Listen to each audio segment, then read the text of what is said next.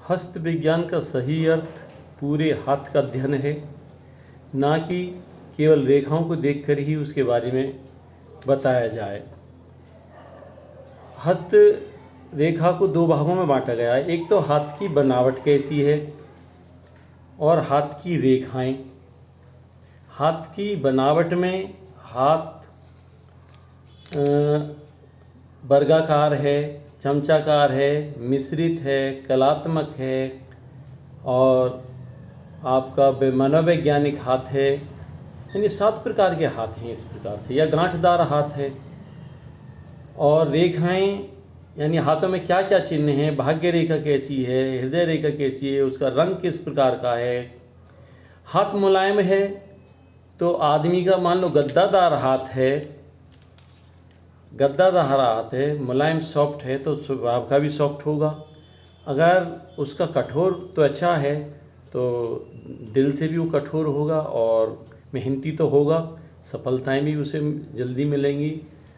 तो इस प्रकार से हाथों के बारे में पूर्ण अध्ययन होना बहुत ज़रूरी। नाखून के किस प्रकार के हैं, उंगलियों पर बाल हैं या नहीं, उंगलियां नुकीली हैं, चौकोर हैं या किस प्रकार की उंगली हैं, इस बारे में भी उनका अध्ययन होना चाहिए।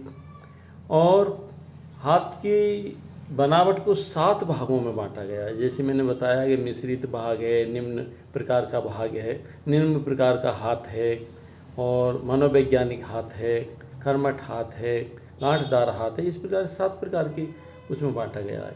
जब तक कि पूर्ण अध्ययन ना होगा हाथ का और तब तक उसके बारे में घोषणा करनी बहुत मुश्किल है। भविष्य बताना बहुत आसान काम नहीं है।